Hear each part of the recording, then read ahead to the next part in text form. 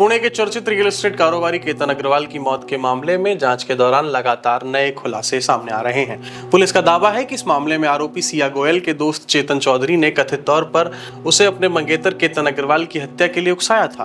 Police सूत्रों के अनुसार सिया ने इससे भी पहले केतन को मारने की 2 कोशिशें की थीं, लेकिन दोनों बार वह सफल नहीं हो सकी। जांच में यह भी सामने आया है कि तीसरी बार कथित तौर पर चेतन खुद इस साजिश में सक्रिय रूप से शामिल हुआ था। पूछताछ के दौरान पुलिस को कथित तौर पर यह जानकारी भी मिली है। 2 नाकाम कोशिशों के बाद चेतन ने सिया से कहा कि तुमसे नहीं हो पाएगा, अब मैं ही इसे खत्म करूंगा। जांच के मुताबिक सिया और चेतन पहली बार 31 मई को पुणे के लोहागढ़ किले गए थे। पुलिस को शक है कि इसी दौरान दोनों ने कथित हत्या की योजना बनाई थी। इसके बाद 18 जून को सिया अपने मंगेतर केतन के साथ उसी किले पर घूमने गई, जहां खाई में गिरने से केतन की मौत हो गई। पुलिस का आरोप है ये कोई हादसा नहीं था, बल्कि एक सुनियोजित हत्या थी। इस बीच सिया की मां ने अपनी बेटी के पक्ष में कई दावे किए हैं। उनका कहना है कि सिया 18 जून को लोहागढ़ जाने के लिए तैयार नहीं थी, लेकिन केतन और उसकी मां ने उसे साथ चलने के लिए मना लिया। उन्होंने बताया कि 17 जून की शाम दोनों के बीच वीडियो कॉल हुई थी, जिसमें ट्रैकिंग पर जाने की बात हुई। सिया ने अगले दिन पारिवारिक कार्यक्रम का हवाला देते हुए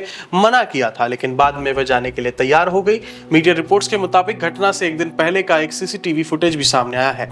इसमें कथित तौर पर सिया और चेतन एक कैफे में मिलते दिखाई दे रहे हैं। जांच एजेंसियों का दावा है कि इसी मुलाकात के दौरान अगले दिन की पूरी योजना बनाई गई थी। यहां तक कि वो स्थान भी तय किया गया जहां से केतन को धक्का देने की कथित साजिश रची गई। पुलिस का यह भी दावा है कि यदि ये योजना असफल रहती तो सड़क हादसे के जरिए हत्या करने का बैकअप प्लान भी तैयार था। हालांकि दोनों आरोपी एक दूसरे पर आरोप लगा रहे हैं। चेतन का कहना है कि वह सिया के साथ भागना चाहता था, लेकिन सिया इसके लिए तैयार नहीं थी और पूरी योजना उसी की थी।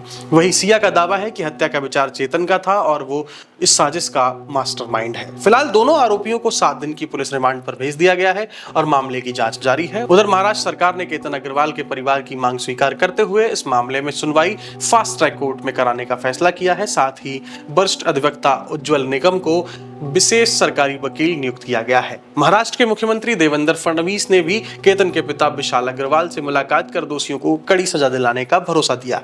इस दौरान उन्होंने ये भी कहा कि ये केवल कानून व्यवस्था का मामला नहीं है, बल्कि समाज के सामने खड़ा एक गंभीर प्रश्न भी है। उनके मुताबिक ये समझना होगा कि पढ़े लिखे और अच्छे परिवारों के युवा आखिर इतनी हिंसक सोच की भावना क्यों विकसित कर रहे हैं। उन्होंने समाज में ऐसे माहौल और सहयोग तंत्र को मजबूत करने की अपील की, जिससे युवाओं में इस तरह की मानसिकता पनपने से रोकी जा सके। फिलहाल मामले की जांच जारी है और जैसे जैसे नए तथ्य सामने आएंगे इसकी अपडेट हम आपको देते रहेंगे। फिलहाल के लिए इतना ही। आप देख रहे थे न्यूज फीड और मैं शिवम यादव हूं आपके साथ। धन्यवाद।